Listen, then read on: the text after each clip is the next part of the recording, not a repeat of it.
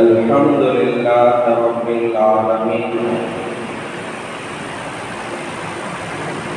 والصلاة والسلام على سيدنا محمد وعلى آله وأصحابه أجمعين، أما بعد. قال الله تعالى في القرآن العظيم والفرقان الحميد: أعوذ بالله من الشيطان الرجيم، بسم الله الرحمن الرحيم. فمن شهد منكم الشهر فليصم. صدق الله العلي العظيم. قال نبينا صلى الله عليه وسلم: الصوم جنة، أو كما قال عليه الصلاة والتسليم. எல்லா புகழும் அல்லாஹ் ஜல்ல ஷானஹு தஆலா ஒருவனுக்கே உரித்தாகட்டுமாக.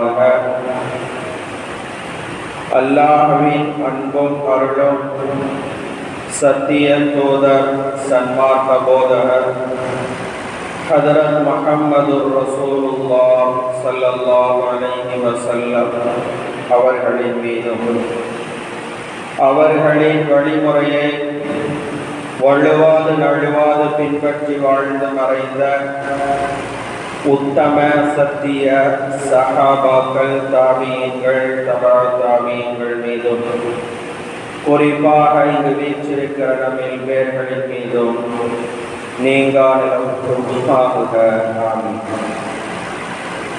அன்பிற்குரிய அல்லாஹ்வின் நல்லடியார்களே, புனிதமிக்க ஒரு மாதத்தை இன்னும் ஒரு சில தினங்களிலே நாம் எதிர்நோக்கி கொண்டிருக்கிறோம். நம்முடைய உள்ளங்களிலே இனம் புரியாத ஒரு மகிழ்ச்சி. இன்னும் சில தினங்களில் ரமலானுடைய மாதம் நம்மை வந்தடைய இருக்கிறது என்கிற எதிர்பார்ப்புகளோடு, கனவுகளோடு அமர்ந்திருக்கிற வீற்றிருக்கிற இந்த நல்ல நேரத்தில் ரமலானின் மீதும் ரமலானுடைய வருகையை நாம் எதிர்பார்த்து இருக்கிற அதே நேரத்தில் கடந்த ரமலானிலே எத்தனையோ ரமலான்களை நாம் கடந்திருக்கிறோம். அந்த ரமலானை அடைந்தும் அதற்கு பின்னர் நம்முடைய வாழ்க்கையில் ஏற்பட்ட மாற்றங்கள் என்ன? ரமலானை எத்தனையோ ரமலானை விடை கொடுத்து நாம் அனுப்பி இருக்கிறோம். நோன்பின் மூலமாக, நோன்பின் தத்துவமாக, நோன்பின் வட்டுருக்கமான கருத்தாக இறைவன் குர்ஆனிலே சொல்லித்தரக்கூடிய அந்த செய்தியை நாம் பெற்றிருக்கிறோமா என்பதை இந்த நல்ல நேரத்திலே நாம் யோசிக்க கடமைப்பட்டிருக்கிறோம். நபி ஸல்லல்லாஹு அலைஹி வஸல்லம் அவர்களுடைய 55வது வயதிலே நோன்பு கடமையாக்கப்படுகிறது. ஹிஜ்ரி 2வது ஆண்டு நபி அவர்களுக்கு நபித்துவம் கொடுத்ததிலிருந்து 15வது வருடத்திலே நோன்பு கடமையாக்கப்பட்டது. 13 ஆண்டுகள் நபித்துவம் கொடுக்கப்பட்டதற்கு பின்னர் நபி அவர்களுடைய 40 வயதிலே நபித்துவம் கொடுக்கப்பட்டு சற்றேறக்குறைய 53வது வயது வரை மக்காவிலே நபி அவர்கள் இருந்தார்கள். அதற்கு பின்னர் ஹிஜ்ரத் ஏற்பட்டு மதீனாவிற்கு சென்ற அந்த 2வது ஆண்டுதான் நோன்பை ரப்புல் ஆலமீன் கடமையாக்குகிறார்.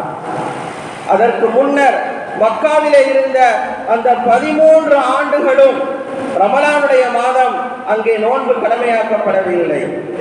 நபி ஸல்லல்லாஹு அலைஹி வஸல்லம் மதீனாவிற்கு வந்த ஹிஜ்ரத் செய்த 2வது ஆண்டிலே தான் ஒரு நாள் அதிகாலை நேரத்திலே ரப்புல் ஆலமீன் வசனத்தை இறக்குகிறார்.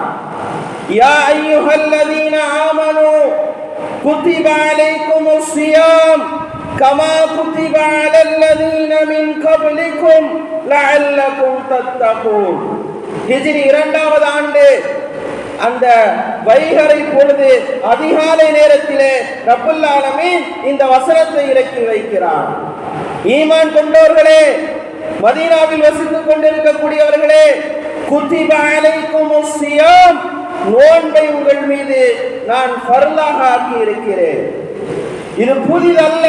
கமா குதிப அலல்லதீன மின் கப்லிக்கும், உங்களுக்கு முன்னர் வாழ்ந்த சமூகத்தாரிடத்திலும் இந்த நோன்பை நான் கடமையாக்கி இருந்தேன். அதே போன்று இப்போதும் நான் கடமையாக்கி இருக்கிறேன். அதற்கான காரணம் என்ன தெரியுமா? லஅல்லகும் தத்தகூன். லஅல்லகும் தத்தகூன், நீங்கள் இறையச்சமுள்ளவர்களாக மாற வேண்டும் என்பதுதான் இந்த நோன்பை கடமையாக்கியதனுடைய மிக முக்கியமான அம்சம் என்று அல்லாஹ் இந்த வசனத்தை இறக்கி வைக்கிறார். நபி அவர்களுடைய மக்கா வாழ்க்கையினுடைய கடைசி காலகட்டத்திலே மெஹராஜிற்கு சென்று தொழுகையை பெற்று வந்தார்கள். கிட்டத்தட்ட மதீனாவினோட மக்காவில் இருந்த அந்த கடைசி காலத்திலே தான் தொழுகை கடமையாக்கப்பட்டது. அதற்கு அடுத்த நோன்பு என்பது மதீனாவிற்கு நபி அவர்கள் வந்ததற்கு பின்னர் தான் இந்த வசனத்தின் மூலமாக முதலாக நபி அவர்களுக்கு வகையாக அறிவிக்கப்படுகிறது. சஹாபாக்களை அழைத்து சொன்னார்கள், இறைவனுடைய கட்டளை, இறைவனுடைய வேத செய்தி வந்திருக்கிறது என்று சொன்னபோது சஹாபாக்களுக்கு பல்வேறு சந்தேகங்கள் எழுந்தது. ரப்புல் ஆலமீன் நோன்பை கடமையாக்க சொல்லி இருக்கிறார், நோன்பை விதியாக்கி இருக்கிறோம் என்று சொல்லுகிறான். எத்தனை தினங்கள் நோற்பது, எத்தனை ஆண்டுகள் நோற்பது, எத்தனை மாதங்கள் நோற்பது? 12 மாதங்கள் அல்லவா ஒரு ஆண்டிலே இருக்கிறது என்று பல்வேறு சந்தேகங்கள் சஹாபாக்களுக்கு மத்தியிலே எழுந்தது. இறைவனுடைய கட்டளைக்கு நாம் அடிபணிய வேண்டும் என்ற மிகப்பெரிய அந்த உந்து சக்தி அவர்களுடைய உள்ளத்திலே இருந்த போதிலும் இந்த சந்தேகங்களும் அங்கே தொடர்ந்து எழுந்தது. நபிகள் ஸல்லல்லாஹு அலைஹி வஸல்லம் அவர்களிடத்திலே கேட்டார்கள் சஹாபாக்கள். ரப்புல் ஆலமீன் சூழ்நிலையை புரிந்து கொண்டு அடுத்தடுத்த வசனங்களை இறக்கத் தொடங்கினார். ஐயாமம் மஅதூதா, ஐயாமம் மஅதூதா, நீங்கள் கவலைப்பட தேவையில்லை, பயப்பட தேவையில்லை. வருடத்தினுடைய 12 மாதங்களும் நீங்கள் நோன்பு நோக்க தேவையில்லை. ஐயாமன் மஅதூதா, குறிப்பிடப்பட்ட எண்ணப்பட்ட சில தினங்கள் மாத்திரம் நோன்பு உங்களுக்கு நான் கடமையாக்கி இருக்கிறேன். அடுத்த வசனத்தை அல்லாஹ் இறக்குகிறார். அப்ப இந்த வார்த்தையின் மூலமாக சந்தேகம் நீங்குகிறது. 12 மாசத்துல குறிப்பிட்ட அந்த 30 தினங்கள், 29 தினங்கள், அந்த பிறை பார்க்கிற அந்த நாட்கள் மட்டும் நீங்கள் ரமலான் மாதத்தை பூர்த்தி செய்யுங்கள் என்று அல்லாஹ் சொல்கிறார்.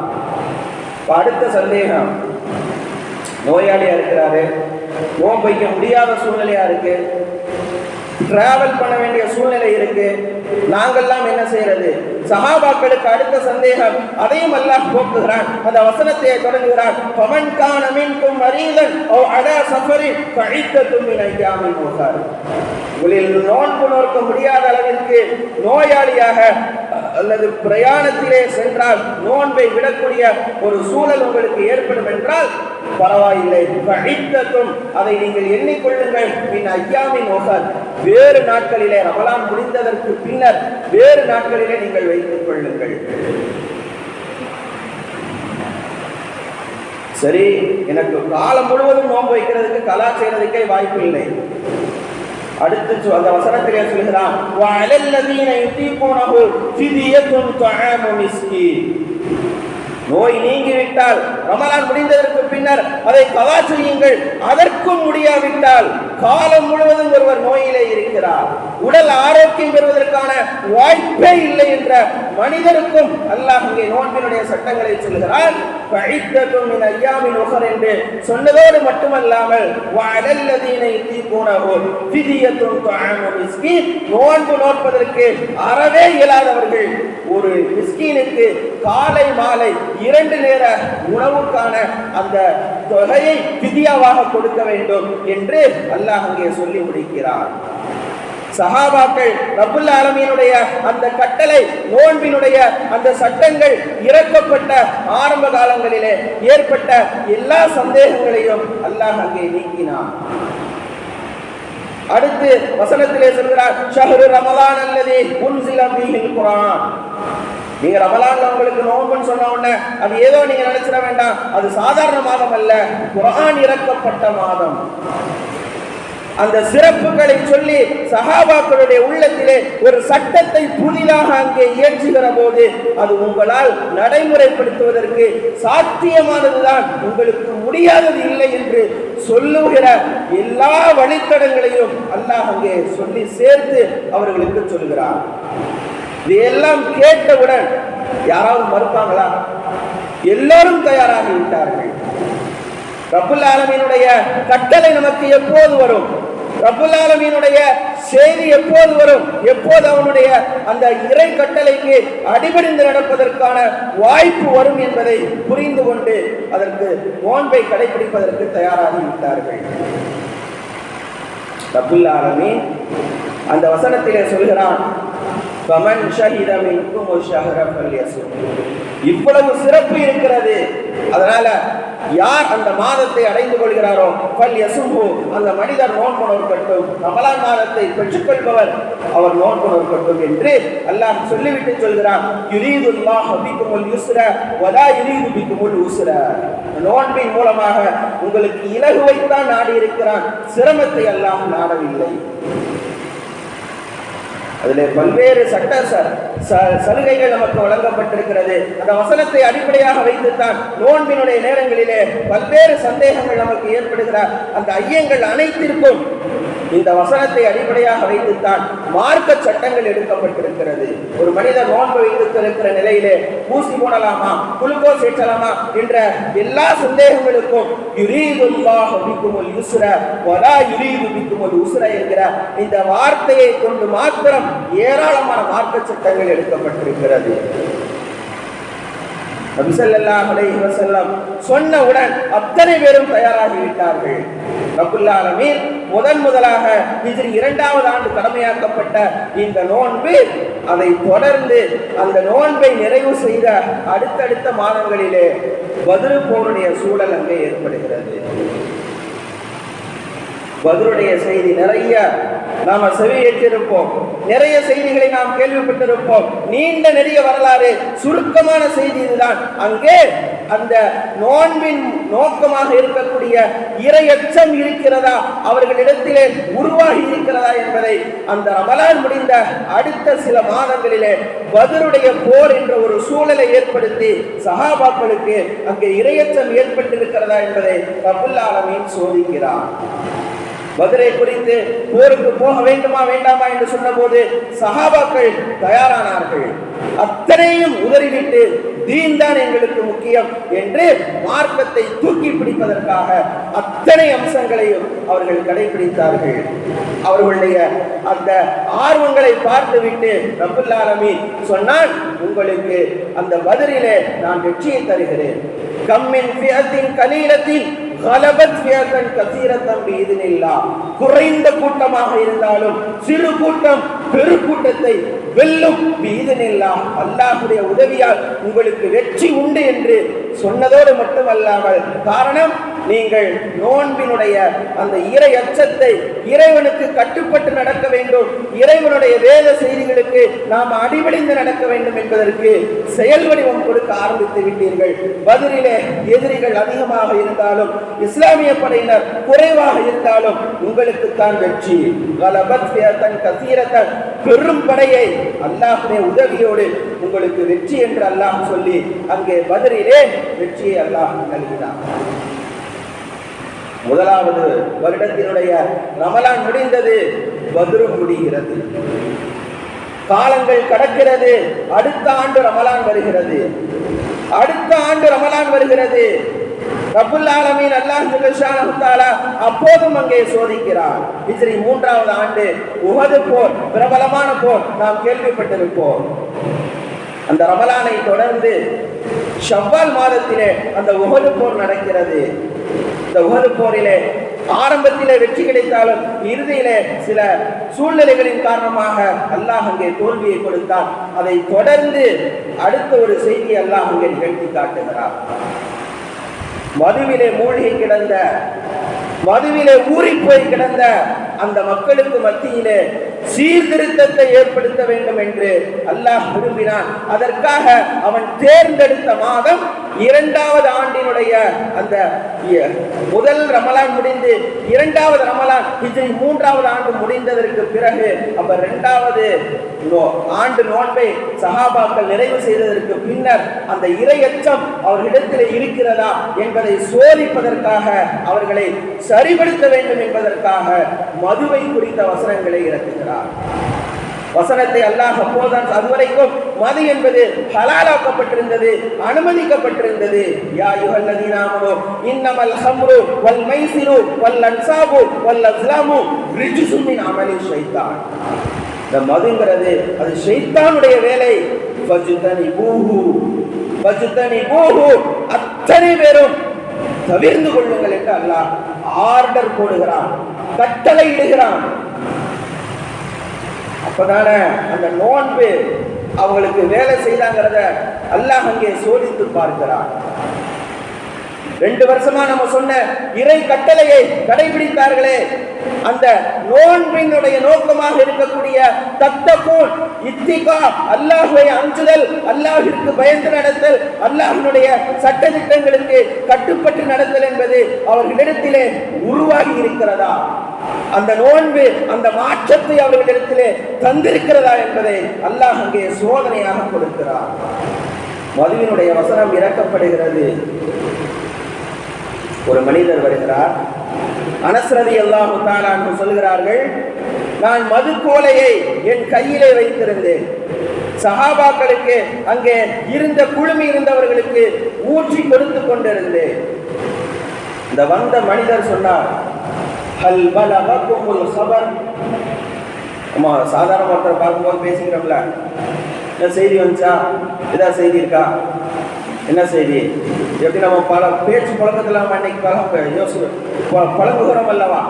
அதே போன்றுதான் வந்த மனிதர் அனஸ் ரலியல்லாஹு தஆலா அன்ஹு பார்த்து கேட்டார்கள், ஹல் பலககுமுல் ஹபர். அங்கு சுற்றி இருந்தவர்களிடத்திலும் கேட்டார்கள், செய்தி வந்துச்சா? அனஸ் ரலியல்லாஹு தஆலா சொன்னாங்க, கூலி நாம சொன்னாங்க, இல்லை. இந்த மனிதர் சொன்னார், ஹுர்ரிமத்தில் ஹம்ர், ஹுர்ரிமத்தில் ஹம்ர். மது என்பது அல்லாஹ்வின் மூலமாக தடுக்கப்பட்டு விட்டது. இதுவரைக்கும் ஹலாலாக சொல்லப்பட்டிருந்த அந்த மது இப்போது தடுக்கப்பட்டது என்ற ஒரே வார்த்தை தான். அங்கு குழுமி இருந்த அத்தனை பேரும் சொன்னார்கள், இஹ்ரிக் ஹாதிஹில் பிலால யா அனஸ். அனஸே, இந்த மது பாத்திரங்களை, மது பீப்பாய்களை கீழே வீழ்த்துங்கள், அழித்து விடுங்கள் என்றார்கள். சொன்ன செய்தி யாருங்க? ஒரே ஒரு சாதாரண மனிதர் வந்து சொன்னார், ஹல் பலககுமுல் ஹபர். செய்தி வந்துச்சா? ஒமா தாக்க இன்னும் தெரியலையே. ஹுர்ரிமத்தில் ஹம்ர், மது தடை செய்யப்பட்டு விட்டது என்று சொன்னவுடன் அங்கிருந்த அத்தனை பேரும் சொன்னார்கள், இஹ்ரிக் ஹாதிஹில் பிலால. இந்த மதப்பீப்பாய்களை அத்தனையும் அழித்து விடுங்கள். மறு பரிசீலனைக்கு அங்கு வேலையே இல்லை. இவ்வளவு நாளா அல்லாஹ் தானே சொல்லிட்டு இருந்தான். பின்னர் ரசூலுல்லாஹ் பூசா ஏதாவது பூசிச்சா? நேற்று வரைக்கும் நல்லா தானே இருந்தாரு என்று எந்த மறுப்பையும் சஹாபாக்கள் அங்கே சொல்லவில்லை. ஒரே வார்த்தை, ஹுர்ரிமத்தில் ஹம்ர், மது தடை செய்யப்பட்ட வசனம் இறக்கப்பட்டது, நபி அவர்கள் ஓதி காட்டினார்கள் என்று அந்த மனிதர் சொன்ன அந்த ஒற்றை வார்த்தை அந்த பீப்பாய்களை கையில் வைத்திருந்ததை மட்டும் பிடித்துக் கொள்வோம் என்று அல்ல, அத்தனையும் ஊற்றினார்கள். காரணம், முதல் ஆண்டு ரமலானுடைய அந்த இறையச்சம், 2வது ஆண்டு அவர்கள் நோன்பு நோற்ற அந்த நோன்பினுடைய நோக்கமான இறையச்சத்தை அங்கே அவர்கள் பெற்றுக்கொண்டார்கள். எனவே இறைவனுடைய சட்டத்திலே மறுபரிசீலனைக்கு வேலை இல்லை என்பதை புரிந்து கொண்டு அந்த ஒற்றை வார்த்தையோடு அத்தனையும் குட்டி கூட இருந்து விட்டார்கள். நாமும் எத்தனையோ ரமலான்களை கடந்து கொண்டிருக்கிறோம். இந்த மாற்றங்கள் நம்மிடத்தில் ஏற்பட்டிருக்கிறதா? இந்த குணாதிசயங்கள் நம்மிடத்திலே மாறி இருக்கிறதா என்பதை நாம் ஒவ்வொருவரும் நமக்கு நாமே கேள்வி கேட்டுக் கொள்ள வேண்டும். ரப்புல் ஆலமீன் நோன்பினுடைய நோக்கமாக இருக்கக்கூடிய இறையச்சம் உங்களுக்கு வரும் என்று சொன்னதை சஹாபாக்களுக்கு மத்தியிலே அவன் வழங்கி இருக்கிறான். அது சாத்தியமாகாத விஷயம் அல்ல. நம்மால் முடியும். சஹாபாக்களுக்கு நிகழ்ந்தால் நமக்கு ஏன் சாத்தியமாகாது?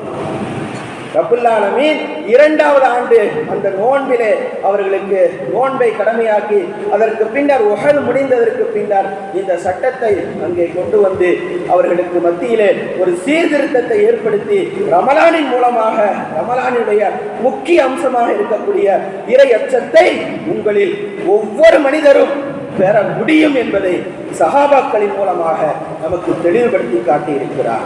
இந்த வசனங்களை, இந்த நிகழ்ச்சிகளை கேள்விப்படுகிற இந்த நேரத்திலே நமக்குள் நாம் கேள்வி கேட்டுக் கொள்ள வேண்டும்.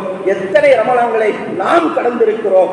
நம்மிடத்திலே என்ன மாற்றங்கள் ஏற்பட்டிருக்கிறது என்பதை நமக்கு நாமே கேள்வி கேட்டுக் கொள்ள வேண்டும். ரப்புல் ஆலமீன் சஹாபாக்களை படிப்படியாக கொஞ்சம் கொஞ்சமாக அவர்களை பக்குவப்படுத்துகிறான். அதற்காக அவன் எடுத்துக்கொண்ட முயற்சி அங்கு நோன்பை கடமையாக்கி அதன் மூலமாக அவர்களிடத்தில் இருந்த அழுக்குகளை, பாவங்களை, அசுத்தங்களில் இருந்து அவர்களை தூய்மையாக்குகிறார். இது 3வது ஆண்டு முடிந்து விட்டது. அடுத்த ஹிஜ்ரி 4வது ஆண்டு.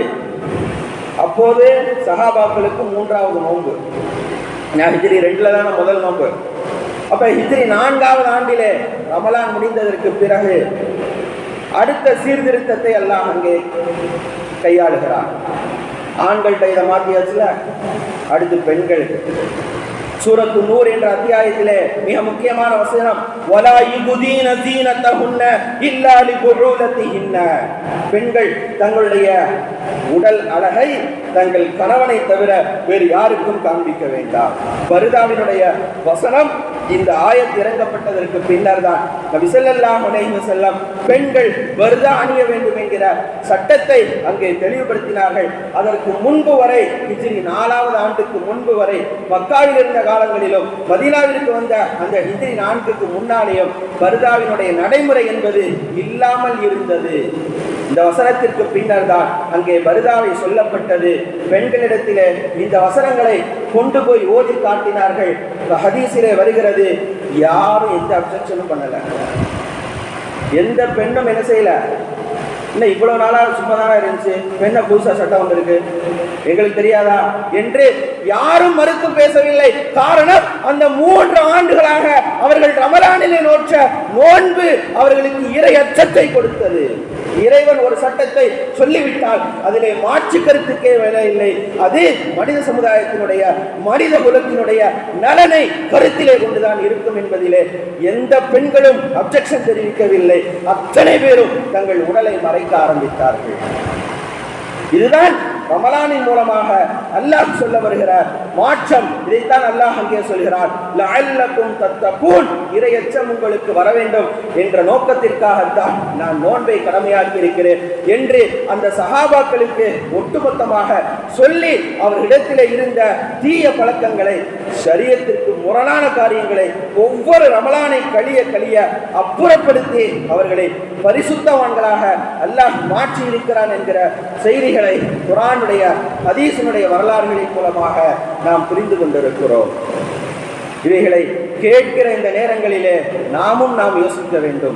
இன்ஷா அல்லாஹ் கழிந்த ஆண்டுகள் கழிந்ததாக இருக்கட்டும், எதிர்வரக்கூடிய ரமலான் என் மூலமாக அந்த ரமலானிலே என்னிடத்திலே ஏதாவது ஒரு மாற்றம், சஹாபாக்களுடைய வாழ்க்கையிலே ஒவ்வொரு ஆண்டும் ஒரு தேவையில்லாத, ஒரு ஷரியத்திற்கு முரணில்லாத, ஷரியத்திற்கு முரணான ஒவ்வொரு காரியங்களும் களையப்பட்டதை போன்று, பிடுங்கி எறியப்பட்டதை போன்று என்னிடத்தில் இருக்கக்கூடிய துர்க்குணங்கள், என்னிடத்தில் இருக்கக்கூடிய ஷரியத்திற்கு புறம்பான அத்தனை காரியங்களும் ஒவ்வொரு ரமலானில் இருந்தும் நான் என்னிடத்தில் இருந்து கலைந்து எடுத்து விடுவேன் என்கிற சங்கல்பத்தோடு நாம் இங்கிருந்து கலைந்து செல்ல வேண்டும். அதைத்தான் ரப்புல் ஆலமீன் நம்மிடத்தில் எதிர்பார்க்கிறார். இதை தவிர நம்மை பட்டினியாக இருக்க வேண்டும், நம்மை கவலையுறை செய்ய வேண்டும், நம்முடைய உடலை பலகீனத்திலே கொண்டு போய் சேர்க்க வேண்டும் என்கிற நோக்கம் அல்லாஹ்விற்கு இல்லை. முழுக்க முழுக்க நம்மை பரிசுத்தவான்களாக, இறையச்சமுள்ளவர்களாக, இறைவனுடைய கட்டளைகளுக்கு எல்லா காலங்களிலும் எல்லா நேரங்களிலும் அடிபடிந்து நடப்பதற்கு உண்டான அந்த தகுதியை நாம் பெற வேண்டும் என்பதற்காகத்தான் ஒவ்வொரு ஆண்டும் ரமலானை நமக்கு வழங்கிக் கொண்டிருக்கிறார். அந்த சிறப்புமிக்க சஹாபாக்களுடைய வாழ்க்கையிலே ஒவ்வொரு ஆண்டிலும் மிகப்பெரிய மாற்றங்களை கொடுத்த அந்த ரமலானை நாமும் இப்போது எதிர்கொள்வதற்கு ஆர்வமாக காத்திருக்கிறோம். அதே நேரத்திலே இந்த எண்ணத்தையும் நாம் சேர்த்து அந்த ஆர்வத்தோடு வைத்துக் கொள்ள வேண்டும். இன்ஷா அல்லாஹ் இந்த ரமலானிலே இருந்து இந்த தீய பழக்கங்களிடத்திலே இருந்து, ஷரியத்திற்கு முரணான இந்த காரியங்களிலிருந்து என்னை நான் விடுவித்துக் கொள்வேன், அதிலிருந்து நான் வெளியே வந்து விடுவேன் என்கிற சங்கல்பத்தோடு இந்த ரமலானை நாம் எதிர்கொள்ள வேண்டும். ரப்புல் ஆலமீன் அல்லாஹ் ஜல்ல ஷானஹு தஆலா நம்முடைய அவாவையும் நம்முடைய துஆவையும் கபூல் செய்வானாக.